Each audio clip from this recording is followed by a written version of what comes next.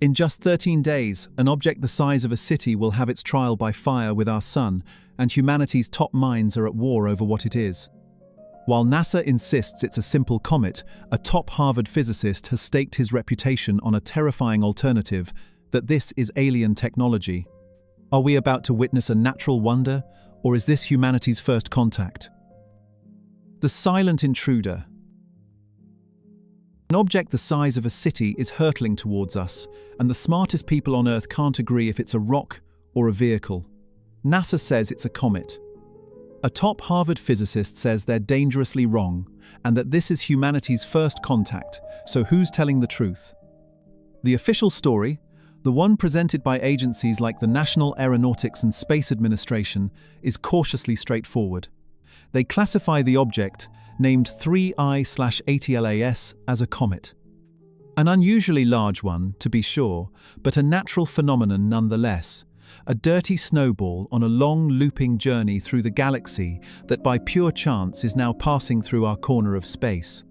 It's a clean, simple explanation that fits neatly within our existing models of the universe.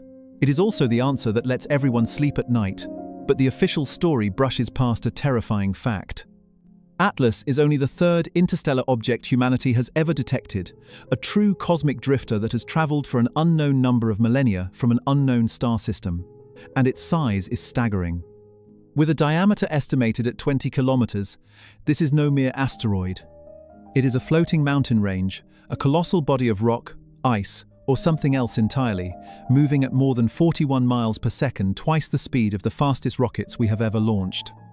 This is where the official narrative begins to fray.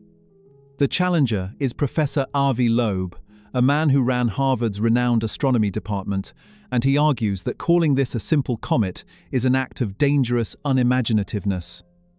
Based on its unprecedented size and strange characteristics, Loeb believes there is a strong likelihood Atlas is not a product of nature at all. He suggests it is a piece of technology, a craft of alien origin. The implications of that single idea are, of course, profound. The difference between a wandering comet and a purpose-built vessel is the difference between a geological curiosity and the single most important discovery in human history. This is not a distant, abstract debate about faint lights in the sky. This is a cosmic riddle hurtling directly towards us. The object is on a precise trajectory. It will make its closest pass to the Sun on October 29th, 2025, a trial by fire that will reveal its secrets. And on December 17th, it will make its closest approach to Earth. If the official story is a comfortable lie, then what is the terrifying truth it's trying to hide? The impossible object.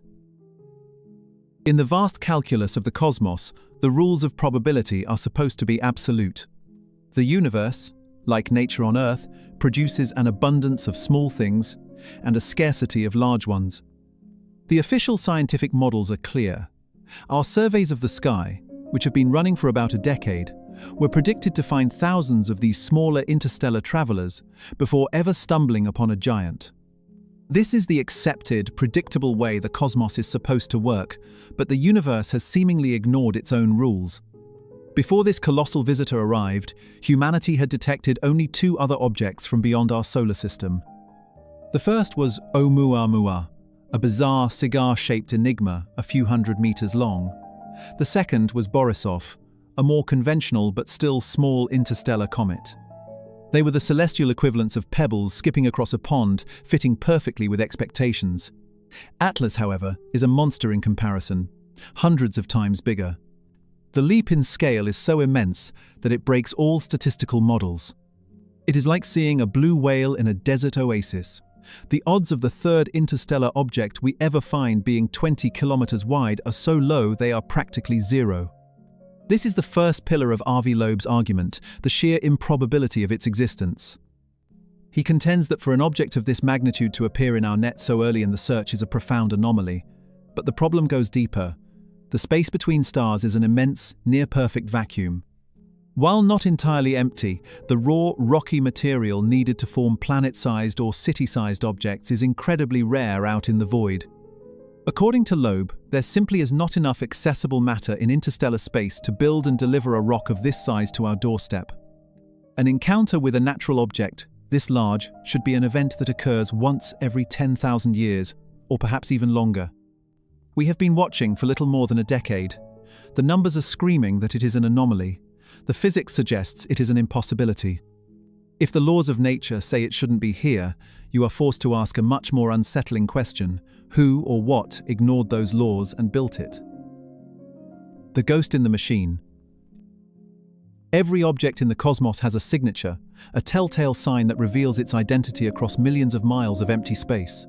And comets, the wandering snowballs of the solar system, are supposed to have a brilliant, unmistakable tale. As the sun's intense radiation heats its icy surface, gas and dust are pushed away by the solar wind, creating a luminous flag. It is a fundamental, non-negotiable rule. But this visitor flies no such flag. When the Hubble Space Telescope took a high-resolution image, astronomers expected to see this classic cometary display. Instead, they found an unnerving silence, no majestic tail. All Hubble could detect was a strange, faint glow surrounding the object, a hazy aura that was, impossibly, preceding it on its path toward the Sunday. This detail is not just odd, it is a direct contradiction of celestial mechanics. It's like seeing a shadow fall in front of the person casting it. This glaring anomaly is a key reason Avi Loeb was forced to create a new classification system, the now famous Loeb scale. On that scale, where 0 is a natural rock and 10 is confirmed alien tech, this single detail helped push Atlas to a score of 4, a formal declaration that the official story is not enough. Despite this, the official designation from the National Aeronautics and Space Administration remains unchanged. Atlas is a comet. It poses no threat. Yet this comfortable certainty clashes with the visual evidence. How can it be a comet if it fails the most basic test of being one? This is where the official story frays, especially when one recalls that the experts have been spectacularly wrong before. Not long ago, they announced the discovery of a new asteroid, only to realize later they had found Elon Musk's Tesla Roadster. They mistook our own technology for a rock. If one of our own machines can be so easily misidentified, what are they missing now, with an object that defies its own label, a ghost in the celestial machine? The maverick of Harvard. The scientific establishment is built on consensus. It's comfortable, safe, and rarely challenges its own foundations. Anything new in the sky must be a comet or an asteroid, because that is what has always been found before. It is an echo chamber of past knowledge, a system designed to confirm what it already believes. But Avi Loeb, the controversial professor from Harvard, argues this expertise has become a form of blindness. He counters this consensus with a simple, powerful analogy. If a visitor arrives in your backyard, you cannot automatically assume it is just another rock. It might be a tennis ball thrown by a neighbor. You have to be open-minded enough to check. This perspective pits him directly against the establishment.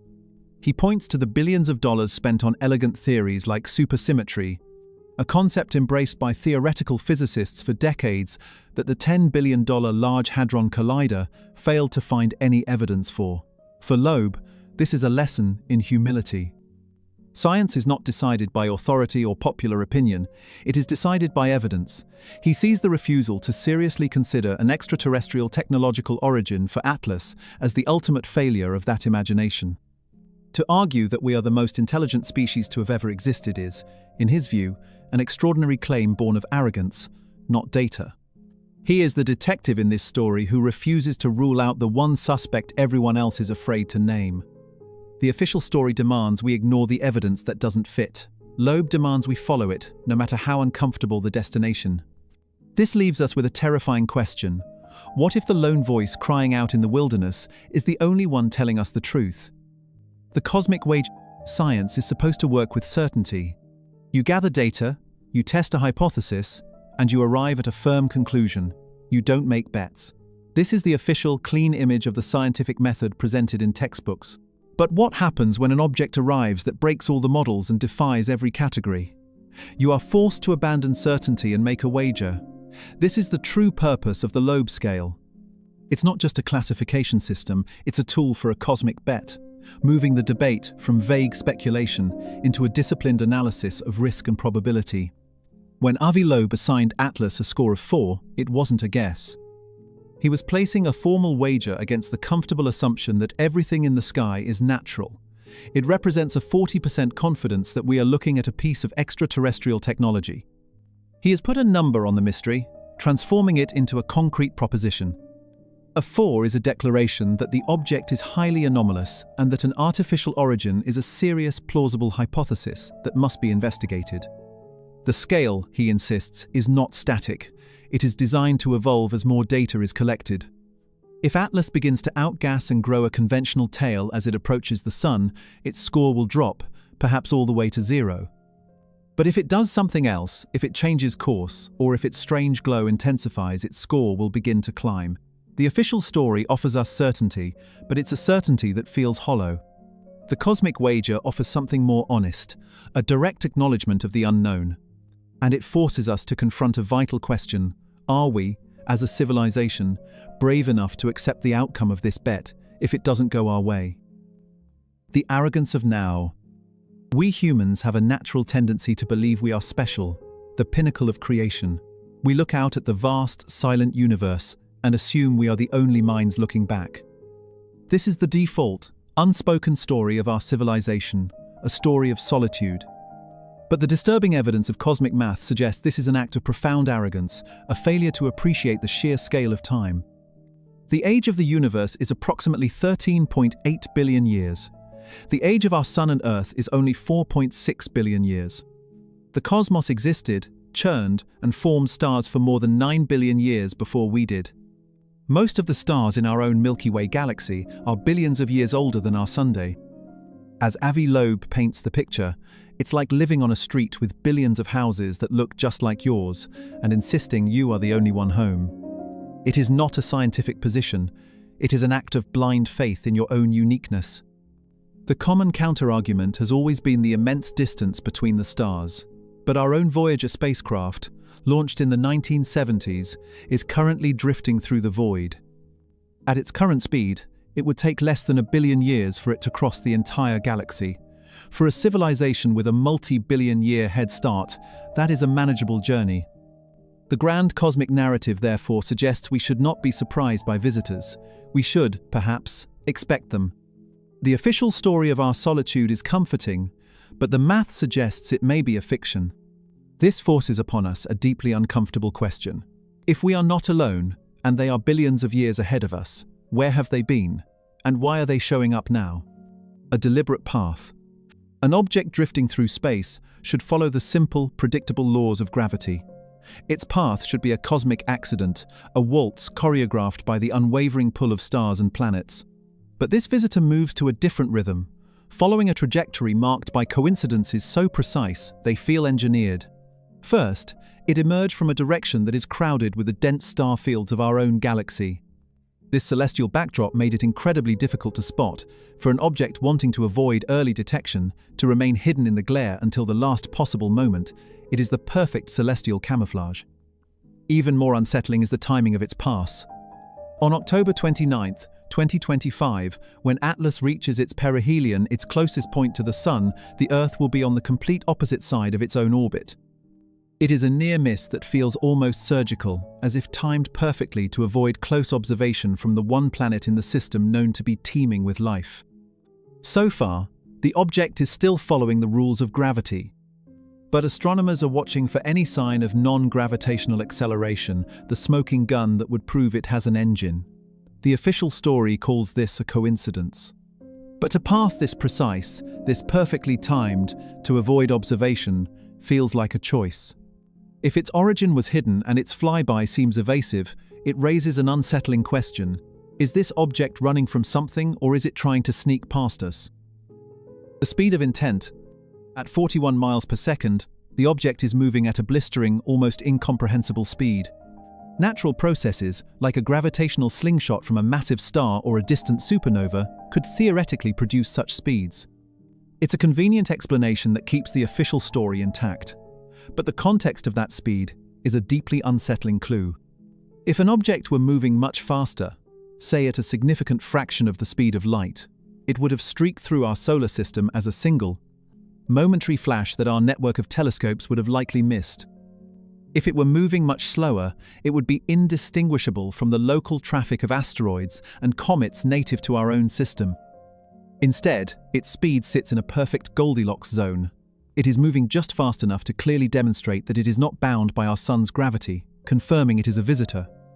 Yet, it is slow enough for our existing sky surveys to detect it, track it over multiple nights, and calculate its extraordinary path. Our telescopes are biased to find things at planetary speeds. This object fits perfectly within that detection window. The official story says its speed is a random velocity, but the evidence suggests it could be a deliberate signal. A civilization wanting to announce its presence would not send a probe so fast it was invisible, nor so slow it was mundane. It would send it at the exact speed required to be noticed. The intruder's size is an anomaly, its missing tail is an anomaly, and its path is an anomaly. If its speed is also a message, what is it trying to tell us right before it disappears forever? The Dandelion Seed Mission. The traditional search for aliens has been passive. For decades, we have listened for faint radio signals from distant stars, hoping to overhear a conversation from the safety of our own world. It is a sterile, hands-off approach that assumes any contact will be from a comfortable distance. The Galileo project, founded by Avi Loeb, shatters that assumption. It is an active hunt for physical objects in our own cosmic backyard. It operates on a disturbing hypothesis. An advanced intelligence wouldn't send one clumsy ship on a journey of 1,000 light-years. It would send a carrier that scatters thousands of small, autonomous probes like dandelion seeds in the wind to blanket the target system. The project's network of observatories, with the first 3 operational in Massachusetts, Pennsylvania, and Nevada, are the nets designed to catch those seeds. Using artificial intelligence, they sift through the endless noise of birds, airplanes, and satellites, hunting for anything that moves or behaves in a way that defies conventional explanation. The team's prime directive is to be on high alert in the weeks and months following Atlas's pass by the Sun in late 2025. This is the direct response to the official story's shortcomings. The hunt is no longer theoretical, the equipment is active, the software is learning, and the trap is set. And it leaves us, the inhabitants of this planet, with a chilling question. If this object does release probes into our atmosphere, is it an act of discovery or an act of surveillance? The rendezvous. The case is now clear. A mountain-sized object that shouldn't exist is flying a path that seems engineered at a speed that seems intentional, all while breaking the basic laws of what it's supposed to be. Each of these points on its own is a curiosity. Together, they form a pattern, a web of strangeness that points towards something far beyond our current understanding. But theories and anomalies are no match for the raw power of a star. The object's upcoming rendezvous with our Sun will be the ultimate test, the final arbiter of truth. As 3I/Atlas plunges toward its closest approach, it will be subjected to an unimaginable onslaught of heat and radiation. It is a cosmic crucible that will force the object to reveal its true composition, a final, definitive test from which there is no escape. If it is a comet, a colossal ball of ice and rock, it will have no choice but to react. It will erupt in a spectacular display of outgassing, boiling under the sun's glare and unfurling the brilliant, magnificent tail that has so far been absent. If that happens, the mystery will be over. It will be exactly what the safe, official story told us it was all along, a natural, if unusually large, wonder. But if it does not, if it withstands the furnace of the inner solar system, if it holds its form and maintains its ghostly silence under the full force of the sun, then the alternative becomes almost inescapable. A natural object cannot defy the laws of nature. A technological one can. So as we approach these final fateful dates, the question is no longer just what this object is. The question is what it wants. Will the sun's fire reveal a dead rock, confirming we are alone in the dark? Or will it reveal a machine, proving that we have neighbors, and that they are finally coming to visit? The answer is coming, and it will find us all. The answer is coming, and it will find us all. Let me know your final verdict in the comments below. Are you on Team Comet or Team Craft? We'll be covering this story's shocking conclusion as it unfolds, so if you want to find out what the sun reveals, be sure to subscribe and turn on notifications.